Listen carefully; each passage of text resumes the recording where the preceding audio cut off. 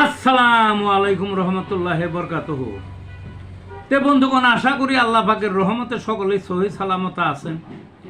তে কবি Gazi Akkas Ali YouTube channel 017140885009 এর পক্ষ থেকে আপনাদের সকলের প্রতি রইল একান্ত আন্তরিক শুভেচ্ছা ভালোবাসা।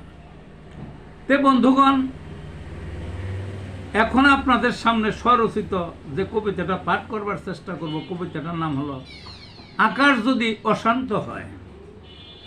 কারণ আপনারা জানেন, বেশ কয়েকদিন যাবৎ দেশে প্রচণ্ড বৃষ্টি, কালবৈশাখী, ঝড়ো হাওয়া, হাওর বাওর ডুবে গেছে, বহু ফসল নষ্ট হয়েছে, জলাবদ্ধতা ইত্যাদি নিত্য নৈমিত্তিক খবর।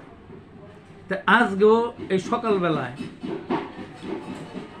ঢাকায় যথেষ্ট বৃষ্টি হলো, ঝড় হলো, তারপরে ওই রাস্তাঘাট ডুবে গেল।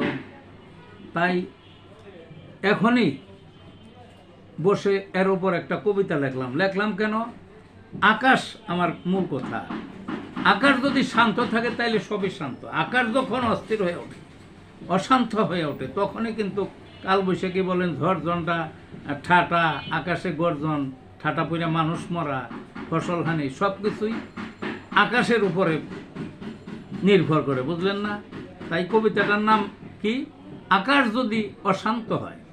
তা আসুন বন্ধুগণ, কবিতাটার মধ্যে আসা যাক।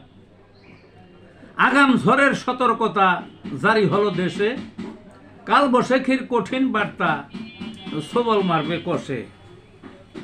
ধেয়ে আসছে কালো কুণ্ডন, ঘিরে ধরছে ত্রাসে, গাছ গড়ানের বিশ্রী দশা, লাকড়ি চলা ভেঙে।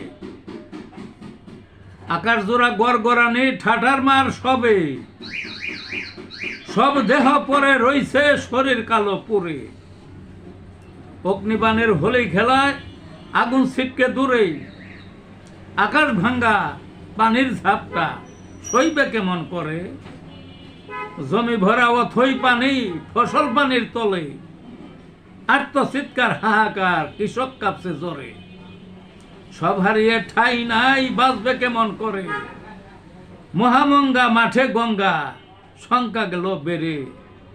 আকাশ যদি অশান্ত হয়, স্বস্তি দিবে কেড়ে। এই ছিল বন্ধুগণ কবিতাটা। ভালো থাকুন।